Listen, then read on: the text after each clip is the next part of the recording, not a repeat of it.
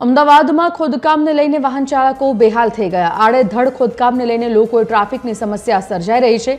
પાંજરાપોળ ખાતે ખોદકામને લઈને લોકોને તકલીફ પડી રહી છે। એક તરફ ટ્રાફિકની સમસ્યા, બીજી બાજુ ખોદકામની સમસ્યા। ઘણા લોકો જાય તો જાય ક્યાં જેવી પરિસ્થિતિનું નિર્માણ થયું છે। संवाददाता ब्रिंदा रावल आ मुद्दा पर लाइव जोड़ाई गया है। ब्रिंदा पासेथी विगत जाणीए।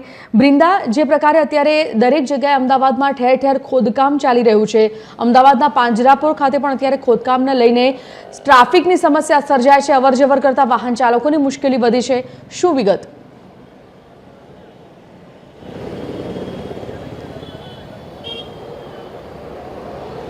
संजीवनी, जे प्रमाणे अमदावादनी अंदर दरेक विस्तारनी अंदर खोदकामनी कामगीरी करवामां आवी रही छे।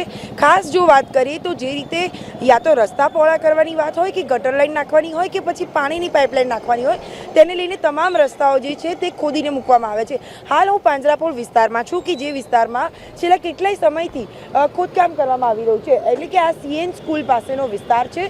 आ विस्तार एवो छे के खूब ज भरचक विस्तार छे, कारण के एक बाजू स्कूल अने बीजी तरफ जे रस्तो छे ते मुख्य रस्तो गणाय, कारण के પાંજરાપોળ, નહેરુનગર અને ઇસ્કોન तरफ जनार आ रस्तो छे कि जे तमाम आ विस्तार छे तेनी जो बात करवामां आवे तो आ विस्तारमां खूब ज समस्याओ जोवा मळी रही छे। जे प्रमाणे खोदकाम करवामां आवी रह्युं छे, रस्ता साંકડા કરી દેવામાં આવ્યા છે, તેના કારણે જે ટ્રાફિક છે તે ખૂબ જ સર્જાતો હોય છે।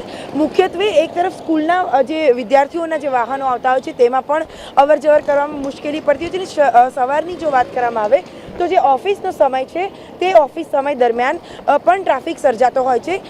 ખાસ જો વાત કરીએ તો જે પીક અવર્સ છે, પીક અવર્સની અંદર અમદાવાદની અંદર હવે ખૂબ જ ટ્રાફિક થતો હોય છે ને જેના કારણે એક મુખ્ય જો વાત કરવામાં આવે તો તે છે કે જે ખોદકામ કરવામાં આવ્યા છે તેવા વિસ્તારો કે જે વિસ્તારોની અંદર આ પ્રકારે દરેક રીતે કોર્પોરેશન દ્વારા ખોદી નાખવામાં આવ્યું છે।